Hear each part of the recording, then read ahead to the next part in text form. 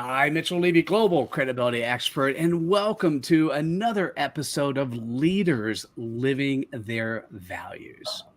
This is some of the funnest times of my day because I really like diving deep with super cool people to figure out who they are and how they really show up in their lives. What are their values? Who do they think about? And today's guest is someone I'm so looking forward to. Michelle Seiler Tucker is here with us today. And Michelle, thanks for joining us. Thanks, Mitch. Thank you so much, Mitchell, for having me. You know, my nickname is Mitch. That's it. I was going to say, I like Mitchell, but now I feel that since you called me Mitch, I'm feeling really good about that. So, Okay. so I have this open-ended question I like to ask at start and kind of like, hi, who are you? Hi. I am, gosh, I'm a lot of things. Well, first and foremost, I'm a mother. And, I almost started off with entrepreneur, but I'm a mother first. And I have a beautiful 11-year-old daughter who I love and adore and who's more complicated than any business deal I've ever done in the 22 years I've been in business. So I'm a mother and like I said, I'm an 11-year-old girl and I'm a wife. And I'm a wife to my husband, married for 20 years, dated for 11 years before we got married. I was doing my due diligence.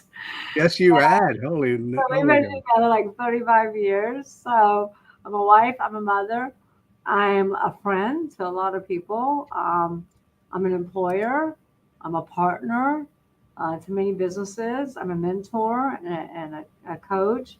I'm an entrepreneur. I own many different businesses and many different verticals. And I'm a humanitarian. I give back to my community. I give back to the churches around the world.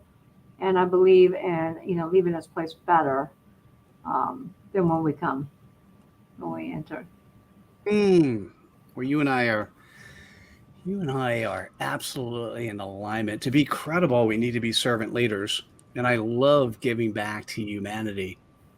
Tell me some of the things. How do you feel comfortable? You mentioned it a little bit, but what are some of the things that you do?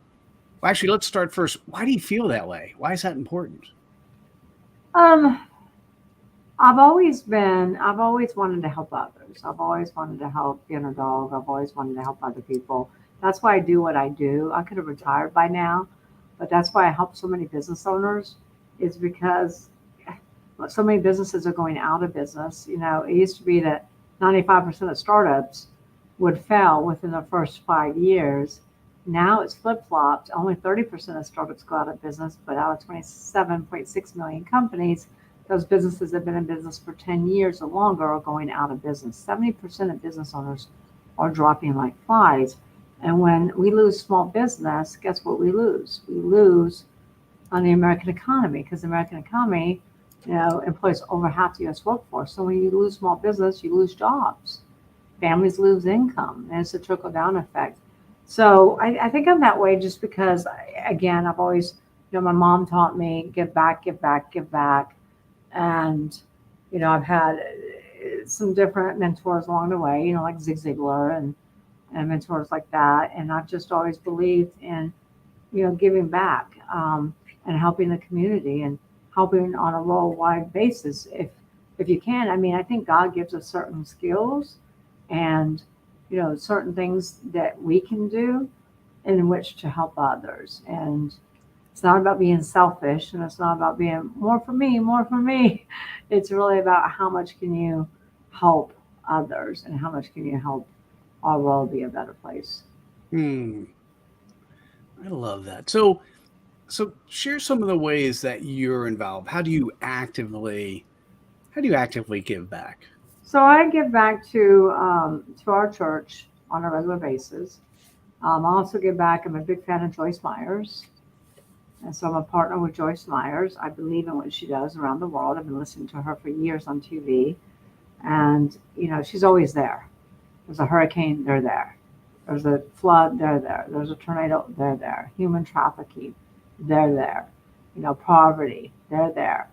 And I just really love what she stands for. And I know that I can't do it. Not one person can do it themselves, And she does it, that's why she engages partners. And I just love being a partner of a bigger mission.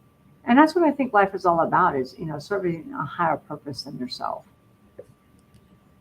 Tell me what else. What are the core values? And by the way, thank you.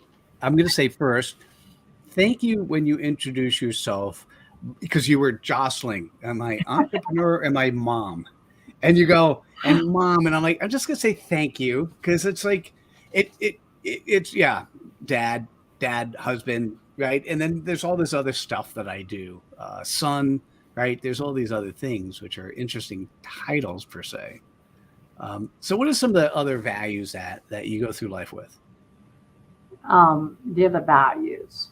Well, as far as giving back goes, I also wanted to say that I believe in doing little things. So when we're at a grocery store, and because I want to teach this to my daughter, and I believe that this, comes from within the home, and that's where it starts. And so, we'll see somebody struggling. Like, we look for people struggling, and they're not hard to find, especially today. But we'll walk up to a stranger and say, "Look, we really want to pay for your groceries." Or we'll look, for somebody in the restaurant that looks like they have their kids with them, maybe a single mother, and we'll pay for their dinner. But we'll pay for it and we'll just walk out. We do different things like that.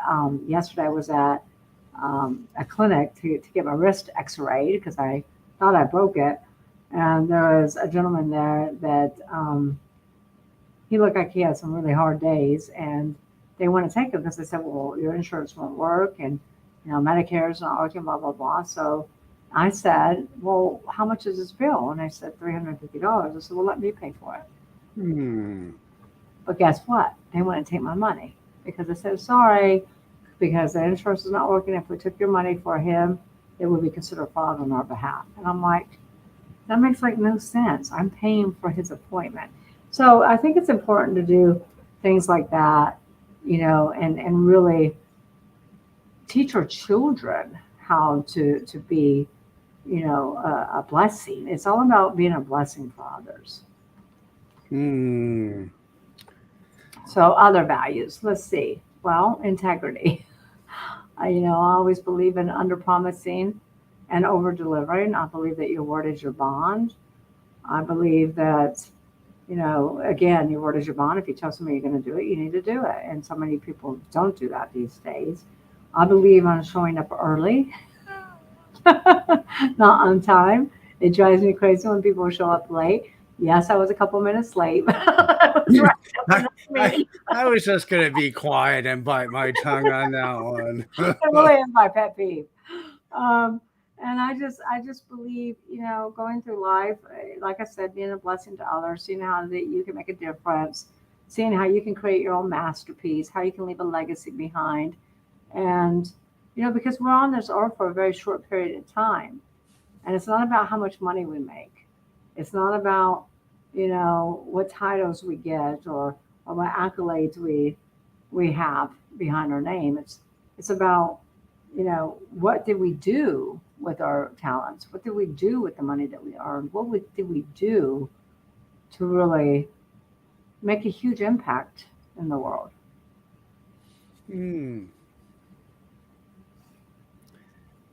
I love everything that you said, and credibility, integrity is a really big issue for me. And I was curious, do you have an accountability partner? How do you do accountability? I don't. I am my own accountability partner. I don't need one. I never have. Now, I'm not saying it's not a great thing because I think it is, especially for people who are struggling, losing weight, struggling to exercise, struggling in business. I think accountability partners, mentors, and coaches are a must. I personally have never needed accountability person. I get up at 4:30. Well, today I got up at 4. I get up between 4 and 4:30. I work out for about an hour. Then I get ready. I get my daughter ready, and I take her to school. I fast. I do intermittent fasting for 15 to 18 hours a day. I drink my body weight in water. I take supplements. I don't need an accountability coach. I'm here. Yeah, I was here on Saturday, trying to get things done in the office, and I always show up.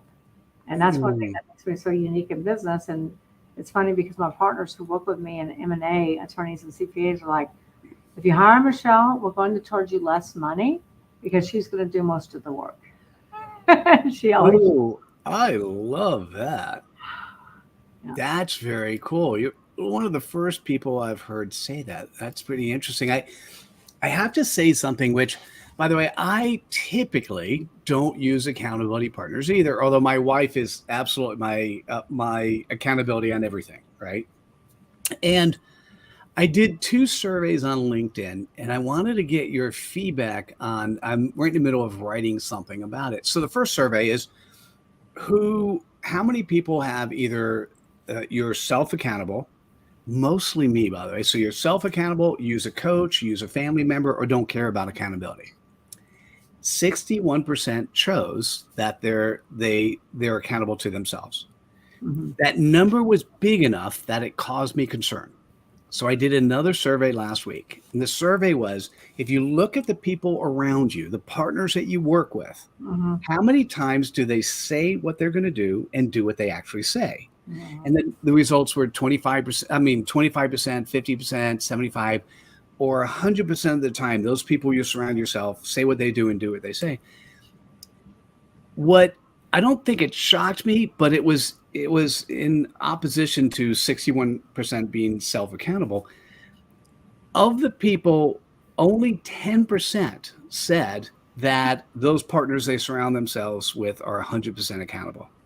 Hmm. This goes to you or my the same issue on integrity. To me, if I say what I'm going to do, I'm going to do it, right? Hmm. It just and if I don't do it, I'm going to say why most of the time ahead of time. Hmm. Hmm. How would you how would you describe the inconsistencies with those surveys? There must be something I'm still struggling with. How do I say that? Because Well, yeah, sorry, I'll be quiet. one thing that I thought about when you were talking about your wife being your accountability coach, I'm like, my daughter is my accountability coach. I didn't really think about it till now because, especially when she was driving, she was in an car accident with my husband, and then we had a little fender bender when she was in the car with me. So she's paranoid to say the least. And if I even look at my phone, mommy, don't text and drive. Mommy, don't answer that phone. Mommy, don't look at your phone. Put that phone down. I said, Mommy doesn't text and drive anymore. Mommy doesn't look at Facebook or emails anymore because you shouldn't. You should never do that. So she is my accountability coach, on driving sometimes because, we get busy, right? A phone call comes in, I pick it up. Somebody says, look at an email. I pull up real quick if I'm at a red light. And then there's been times where she's like, Mommy, you should not say that. That's not good, And so she's my accountability coach on some things. Um, I'm not going to say my husband, although he would like me to say him. I don't take it from him as well as I take it from my daughter. I've always been extremely independent. Don't tell me what to do. Don't tell me what to do kind of person. I remember my husband was a bodybuilder, and he used to train me, and oh my gosh, that was not good for him to be my trainer. But I have a great husband. Um, but the surveys, I think that when people really start to think about it, my clients are my accountability coach. My employees are my accountability coach. So I think a knee-jerk reaction is I don't need an accountability coach, especially entrepreneurs, because we're like, we're in control, we do it all, we know it. So when you start to reflect on that as you were talking, I'm like, wait a minute. I do have accountability coaches. I have clients, I have employees, I have business partners, I have podcast hosts. All right, so let's yes, you do. Um, let's dive because I hear those words, and other people may hear those words. That implies something. Let's tie that into your concept of integrity. Okay. By the way, just as a credibility has 10 values associated with it. The only value that's listed twice is integrity. And the reason for that, it's your external integrity, what you show the world, but then also your internal integrity, how you do things when nobody else is in the room. And so when you say, I have a client who's my accountability coach, that means, I'm just reading between the lines of what you just said. I've promised my client something, I deliver on time or before on time. Yep.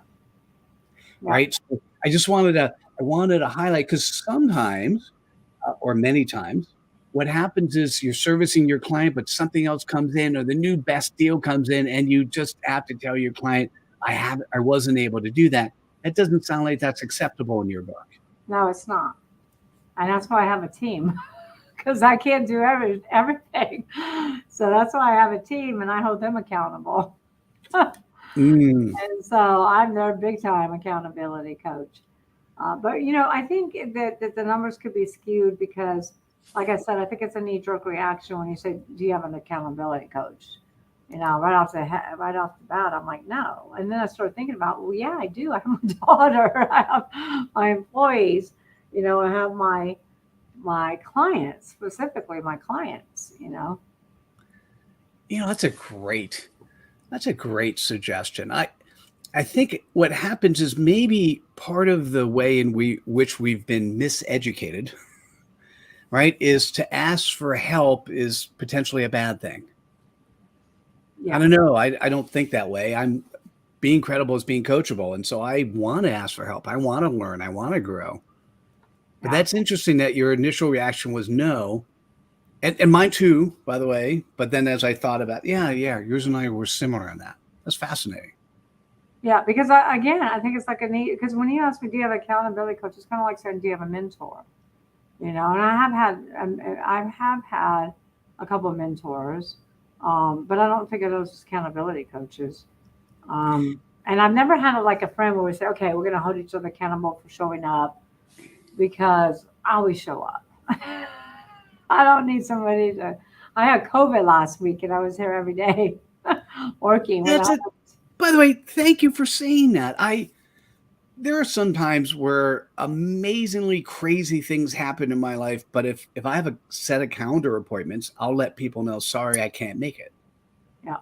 Right. And one of them, I got COVID recently too. And I still made all my meetings. Well, I worked because I didn't know I had COVID, because otherwise I want to come in and affected everybody, which I didn't, thank goodness. But I didn't even know. I just said I had a bad cold, running a fever. And I thought I had a kidney infection because my back hurt. But until my husband said, our daughter just tested positive. It probably came from you. And so, I show up. I had COVID. I was here all day on Saturday. I show up. And that's what my partners love about me. And that's what like I said, attorneys or CPAs, because they literally tell clients, if you're working with Michelle, my bill will probably be about 20% less. Tell me about that. That's interesting. Let's explore that a little bit. So what's the breadth of your partner base that way? Is that a huge number, or I don't know what big or small numbers are. So tell me. So I sell companies. We specialize in buying, selling, fixing, growing companies. We bring in M&A attorneys and CPAs that we've been working with since 22 years I've been in business, and they know me. They've done deals with me. They know I show up. They know that I manage all the due diligence. They know I will hassle the client. My client was getting all the due diligence items. I organize it. I'm there for inventory. I'm there for the due diligence meetings. I'm there for every meeting. Whereas a lot of M&A advisors just say, okay, here you go, run due diligence. Let me know when you go into a closing table. So because I do all that heavy lifting, it makes the attorney's job so much easier, because I'm also doing all the negotiations. A lot of times advisors will walk away and expect the attorneys to do the negotiations. Well, that's really bad. That's against the death, because you want to control your own negotiations. I mean, we have a deal right now that we're supposed to close on 4 months ago, and the deal was dead, and I negotiated it back to life. And so I do a lot of their work for them. Usually they're having to do their due diligence. They're having to gather the due diligence items. They're having, to play a much bigger role in getting deals done. With me, they don't. I'm the quarterback that keeps all the players focused.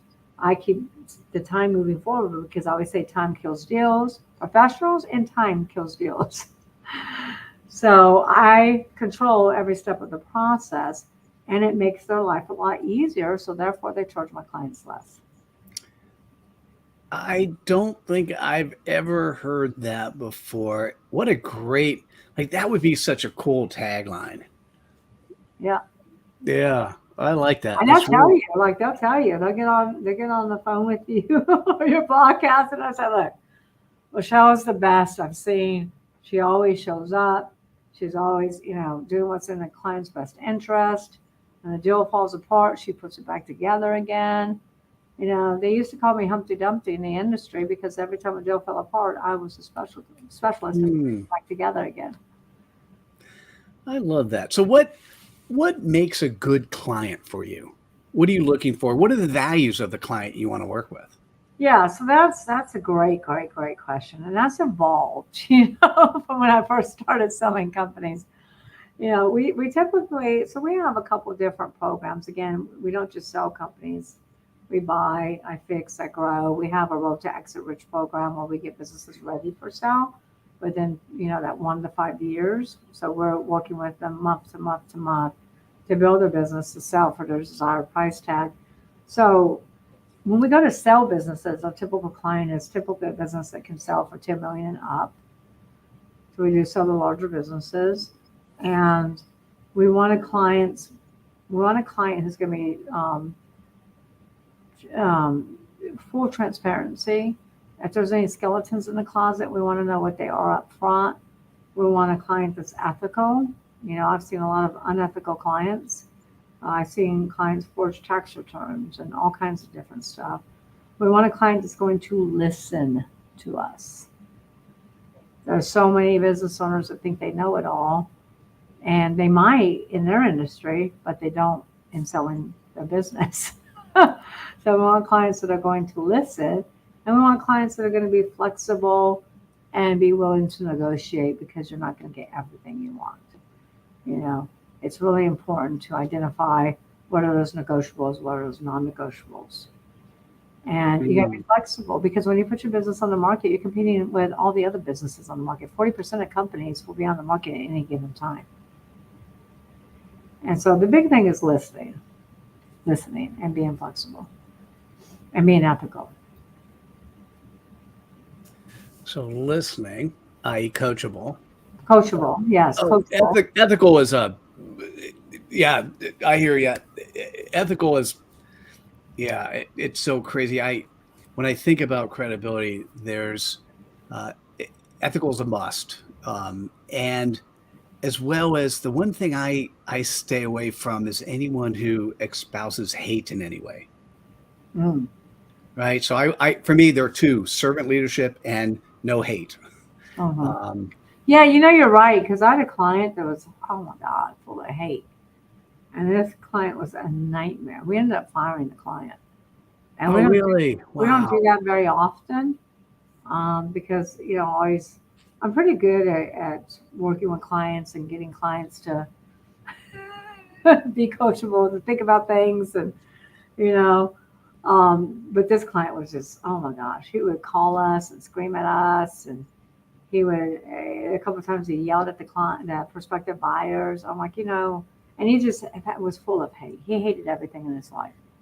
And, he hated this president, hated that president, hated the country, hated this. And so we ended up firing him, and he still calls us trying to get us to take him back, and we won't.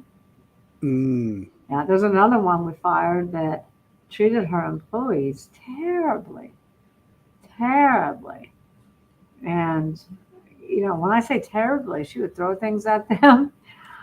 She didn't give them raises for years on years. She would never show up during the day, and she would call them at all hours of the night and ask for updates. So she was a tyrant. So we fired her. Yeah. Fired a few clients. By the way, thanks for pointing that out. They both fit in the category of being servant leaders, which, by the way, if you're running the company and you're the CEO, you're serving your employees, not the other way around, Correct. which is what Michelle said, right? And then the no hate thing is surprisingly, it comes out sometime up front. But what I love about, there comes a point in time when there's a playground you play in. The playground you play in is one of ethics and integrity, and in that playground, the way in which you help your clients is one in which those partners that work with you end up charging less because you're so efficient. Mm-hmm. And if people start going outside that playground, you fire them. Michelle, super cool. Thank you for sharing. Thank you. Yeah. Is there a question I should have asked you that I didn't? I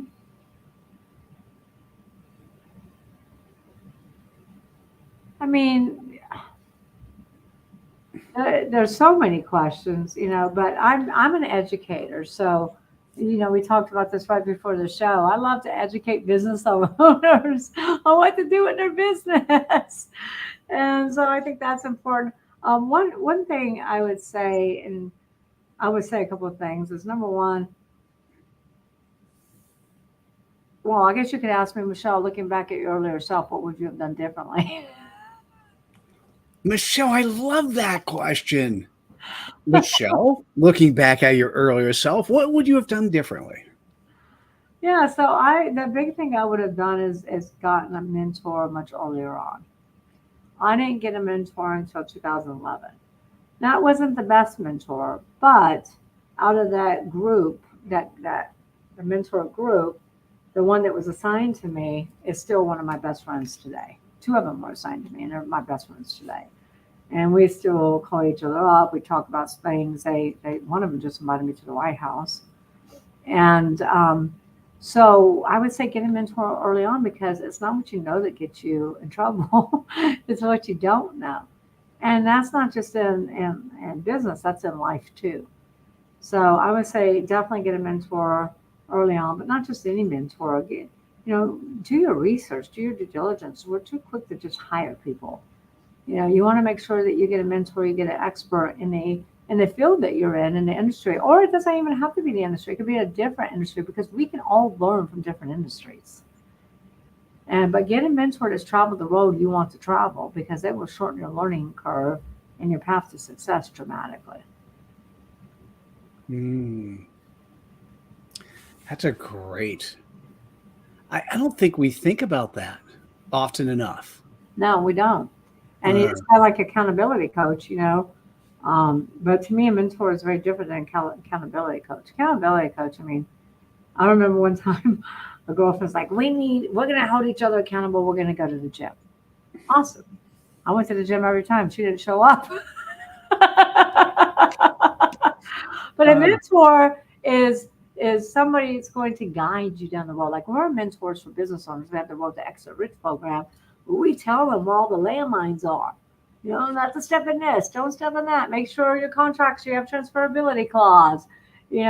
So you really want a mentor to help you avoid the landmines. And you want a mentor to really can help open up the way that you think and how you look at things, your perspective, how you see things. Sometimes, I always say, when you're in your fog, it's foggy.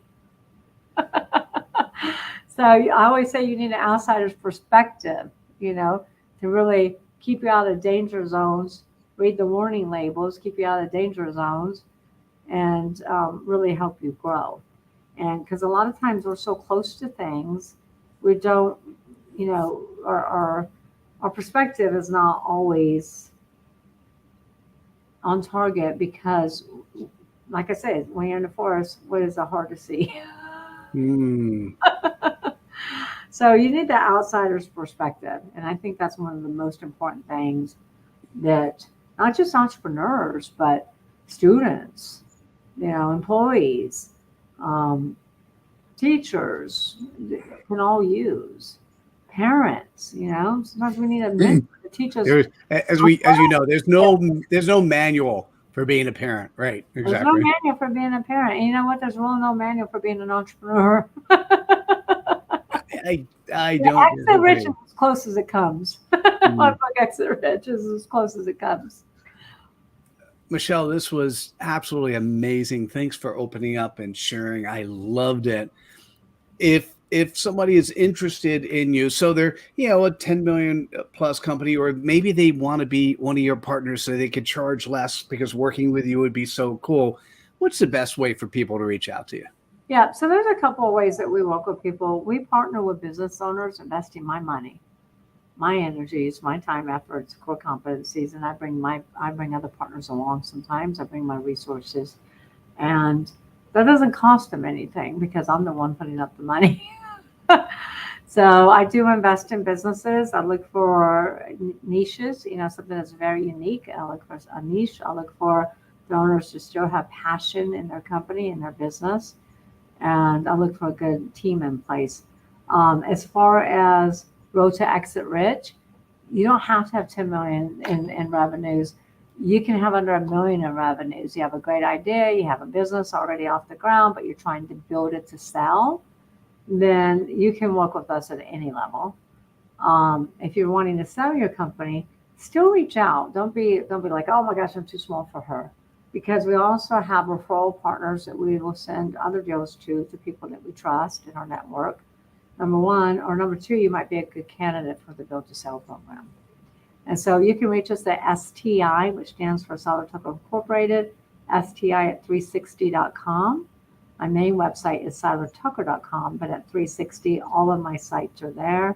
You can also feel free to pick up your copy of Exit Rich, and it's in 99 Hudson bookstores. Woohoo! That was, when I wrote my first book, I couldn't get into Hudson because I self-published. But Exit Rich is a Wall Street Journal and USA Today bestseller endorsed by Steve Forbes.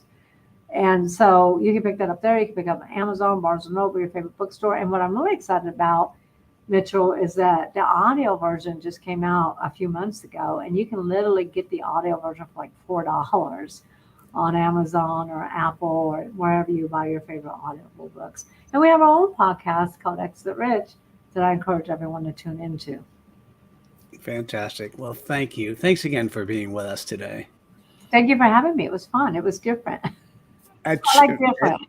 Thank you. As do I. And listen, if you're still here and you're watching or listening, this is now your time to spread some cred dust. Click on the like button, share with your friends, write the aha moment that was most captivating to you. And we'll see you at the next